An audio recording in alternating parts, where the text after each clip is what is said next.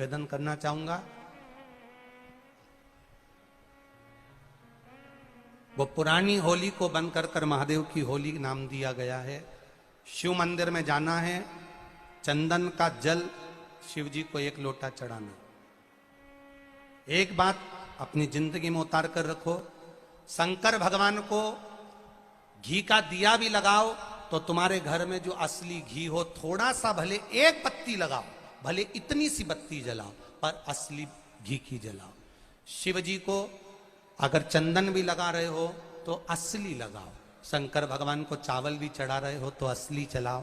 शंकर भगवान को अगर अष्टगंध भी चढ़ा रहे हो तो असली चढ़ाओ। केमिकल का कोई चीज मेरे महादेव को मत चढ़ाओ जिससे भगवान शिव की मूर्ति नष्ट हो। ऐसी कोई चीज मेरे महादेव को ना चढ़ाओ। अगर शंकर भगवान के साथ आप होली खेल रहे हो तो चंदन का पानी शंकर भगवान को चढ़ाइए, अष्टगंध का जल भगवान शिव को चढ़ाइए।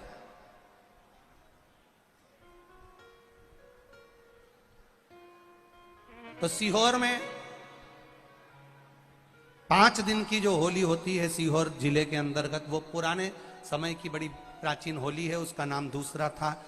अगले वर्ष से उसका नाम महादेव। सीहोर में महादेव की होली मनाई जाएगी, जिसमें सभी लोग अपने अपने शिवालय में जाकर 1 लोटा चंदन का जल शिव मंदिर में समर्पित करेंगे।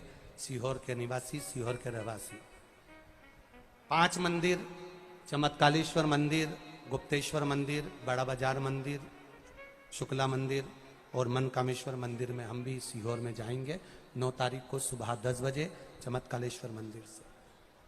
आस्थे वाले नहीं माने हैं, अपने अपने शिवालय में जाकर, मेरे सीहोर नगर के सारे निवासियों से कहना, सीहोर जिले के वासियों से कहना, हमारा आना मूल नहीं है। ये तो 5 मंदिर जाते हैं, एक नियम है, नहीं तो उसका कोई शोभा यात्रा या जुलूस का क्रम नहीं। 5 मंदिर में जाकर शंकर भगवान को चंदन का जल चढ़ाना, ये मूल है। महादेव से होली खेलना। आप भी भगवान शंकर के मंदिर जाइए और महादेव को 1 लोटा चंदन का जल अवश्य चढ़ाइए। जो सीहोर जिले के निवासी हैं उनसे कहना है। बाकी क्या आप लोग तो होली बाबा के साथ मनाते ही हैं, जैसा मनाते हैं वैसा ही क्रम आप लोग रखें। अगर शंकर भगवान के साथ आप होली खेल रहे हो तो चंदन का पानी शंकर भगवान को चढ़ाइए, अष्टगंध का जल भगवान शिव को चढ़ाइए। गया है शिव मंदिर में जाना है, चंदन का जल शिव जी को 1 लोटा चढ़ाना। घर की बहू, घर की नारी को करना चाहिए। पहला, रोटी कोई बनाए, सब्जी आपको बनाना चाहिए, दाल भाजी आपको बनाना चाहिए। दूसरा, दूध की थैली आए, बोतल आए या दूध का पैकेट आए या बाजार का दूध देने वाला आए, सबसे पहले उसको हाथ में नारी को झेलना चाहिए। दूध हाथ झेले तो पूत पालना झेले। महाराज, शास्त्र की रीति। दूध का पात्र अगर गैस पे चढ़ा रहे, आपने पात्र में अगर दूध नहीं लिया, अपने हाथ में दूध नहीं लिया, बोतल दूध की नहीं ली, जो थैली में दूध आया है वो थैली दूध की हाथ में नहीं ली, तो एक काम तो कर सकते हो, दूध को आप तक में रखो, भले बाद में नौकरानी देख ले, भले बाद में दासी देख ले, पर गैस पर, रसोई घर पर, अन्नपूर्णा पर वो दूध चढ़ना चाहिए। हिंदू धर्म की रीति है, आज भी जब घर का नया घर का वास्तु पूजन होता है तो उस घर में गैस जलाकर, चूल्हा जलाकर सबसे पहले दूध उफाना जाता है। उस दूध को तपाया जाता है, जिससे वो दूध उफनता है, गिरता है और उसका शुभ सूचक देखा जाता है कि किस दिशा में गिरा।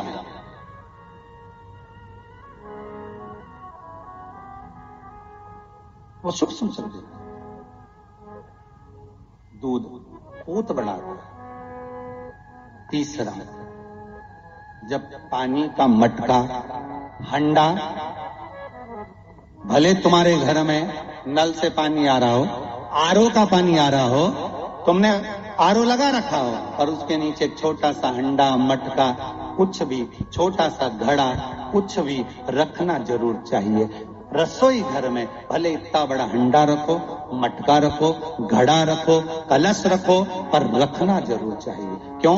उसमें पितरों का स्थान होता है। तो घर में, रसोई घर में कभी परिवार में किचकिच नहीं होती, क्लेश नहीं होता। अगर हंडा भरा हुआ है, हंडा खाली होते होते जब सुबह के समय पर पानी थोड़ा रह जाता है, उस घर में जहां हंडा आधे से ज्यादा खाली हो जाता है, शास्त्र कहता है, भविष्य पुराण कहती है, जहां पानी का हंडा आधे से ज्यादा खाली हो गया, समझ लेना दूसरे दिन रसोई घर में क्लेश जरूर होगा, यह पक्का। इसलिए हंडे की सीमितता देखी जाती है। मटके को, हंडे को, कलश को आधे से ज्यादा भरकर रखा होना चाहिए, भले आधे तक भरा रहे पर आधे से नीचे नहीं।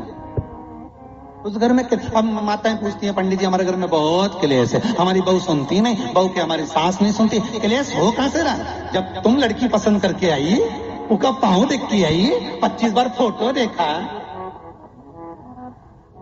अपनी रकम तोड़वा के बहू को सोने की रकम चढ़वा दी, खुद ने अच्छी साड़ी नहीं पहनी, 10-10 हजार का सूट चढ़ा दिया, चुन्नी बेस, डब्बा दिया तैयार होने का, चप्पल दी नाप की, चूड़ी का नाप मंगवाया, इतना प्रेम, और घर पे आके जगदम्बा हो गई। कारण क्या है? इतना क्लेश कहां से आ गया? जब तुमने पसंद करी, तुमने देखी, लड़की वालों ने यहां देखा, लड़के वालों ने वहां देखा, जब एक दूसरे को देख के सब बात हुई है, संबंध हुआ, रात भर बात चली, फिर क्या हो गया? यहाँ तो रोज फोन लगाती थी, मम्मी ये वाली साड़ी तैयार कर लो। हाँ बेटा कर ले, ऐसी बात सास और बहू में चले। चूड़ी का नाप भेज दीजिए, चोली का नाप भेज देना, और मैंने डब्बा तैयार कर लिया, मैंने वीडियो कॉल में दिखाया, देख ले, यही है। चप्पल भी लिए, ये भी लिया, चोटी भी ली, गजरा भी लिया, दुनिया का सामान लिया, शादी करी ने 2-3 लाख रुपए तो गार्डन में खर्च कर दिए, ने लोगों के खूब चटाया, 2-3 लाख रुपए खाने में खर्च कर दिए, गिफ्ट भी दिया मेहमानों को। जब इतना खर्च करा, इतनी जोरदार बातचीत थी, फिर आखिर 1-2 साल में सब क्या हो जाए कि ये जगदम्बा ने ये कात्यायनी हो जाए? कारण क्या है? वो कारण तो ढूंढो। अरे बोलो तो सही है कि नहीं है? कारण तो ढूंढो कि कारण क्या है ऐसा, कि क्या कारण हो गया? अब दोष दे नहीं कि माँ ने सिखा दिया होगा, और वो दोष दे, तुम तो अपनी माँ के ही हो, हमारी तो सुनो ही नहीं, अब वो इधर दोष, वो उधर दोष दे। ये दोष देने से कुछ नहीं हो, अपने कर्मों का दोष देखो। जरूर झांक कर देखना कि सवेरे सवेरे कहीं हंडा खाली तो नहीं मिल रहा है, पूरा नीचे तक तो नहीं चले गए, आधे से नीचे तो नहीं हो गया। मतलब घर में दूसरे दिन क्लेश तो होना ही है, भले कटोरी के चक्कर में, पानी के चक्कर में, रसोई घर के चक्कर में, रोटी के चक्कर में, चाहे दिन भर में कभी भी होगा, पर 24 घंटे में क्लेश होगा, वो पक्का है। थोड़ा भरा, क्यों भर कर रखा जाता है मटका? क्यों भर कर रखते हैं हंडा? क्यों कहा जाता है कि जिस समय वास्तु पूजन होता है, पितरों के लिए पूजन करी जाती है, तो हंडा भरा जाता है, नया कोरा मटका, नया हंडा वास्तु पूजन में भरा जाता है। क्यों? और जब पंडित जी सिर पे मंगवाते हैं, नारी भर कर लाती है, गृह प्रवेश होता है, भरा हुआ मटका, खाली नहीं, भरा। और जब भरवाते तो इतना भरवाते कि उसका पानी उंडेलना चाहिए, वास्तु पूजन का नियम है। जिस समय मटके को भरकर लेके आते हैं घर के अंदर, कलश भरकर लेके आते हैं, वास्तु प्रवेश करते हैं, गृह प्रवेश करते हैं, तो मटका इतना भरा जाता है, उसका पानी बाहर ढुलना चाहिए। और जब लेकर आए तो झलकता हुआ पानी होना चाहिए। नारियल रखे, आम का पत्ता रखे तो पानी गिरता रहे। पर माताएं तो अपने फैशन मेरे नहीं, डेंटिंग पेंटिंग कराए तो पानी गिर जाए तो वही नाराज हो जाए। बेचारा पंडित जी की हालत खराब कि तुमने इतना पानी क्यों भरा, कम नहीं भर सकता था हमारा पूरा। ये तो परंतु शास्त्र रीति क्या कर रही है, भविष्य पुराण क्या कर रही है, हमारी शास्त्र क्या कर रहे हैं कि पानी भरा हुआ जब चलता है, झलकता चले, घर में जब प्रवेश करे तो भगवान से यही प्रार्थना रहती है कि लक्ष्मी ऐसी झलकती रहे, इतनी कृपा कर दे। पर लोग, पंडित जी ने कह दिया अच्छे कपड़े पहनी, बेचारी ने पिन मिन लगाई हो, बढ़िया जोरदार पल्लू वल्लू लिए, तो अब एक डब्बा मब्बा भर के तैयार कर डेंटिंग पेंटिंग कर, अब जब पानी गिरे तो कहीं तो बेचार पंडित जी ने थोड़ा खाली करो पंडित जी, खाली करो। अब खाली करा, इतना भर दिया। अब वो मैंने आम का पत्ता, नारियल सब धर दिया। अब ना वो झलके ना कुछ झलके, क्योंकि इसका अहंकार इतना झलके तो कलश का खाक झलके।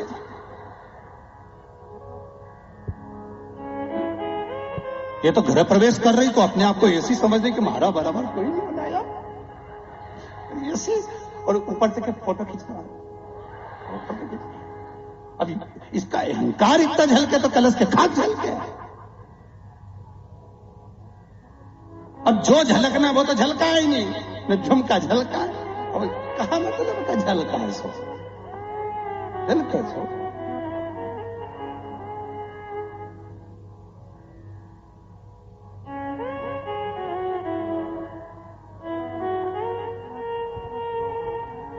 अब पंडित जी से कह रही हमने तो वास्तु पूजन भी अच्छा कराया था, नहीं में नाग नागिन का जोड़ा भी धराया था, जब सब कुछ करा, मकान भी अच्छा है। और कोई कह रहा है कि मकान कभी पूरा नहीं हुआ।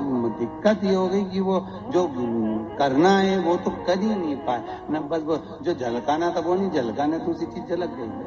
अब कई बार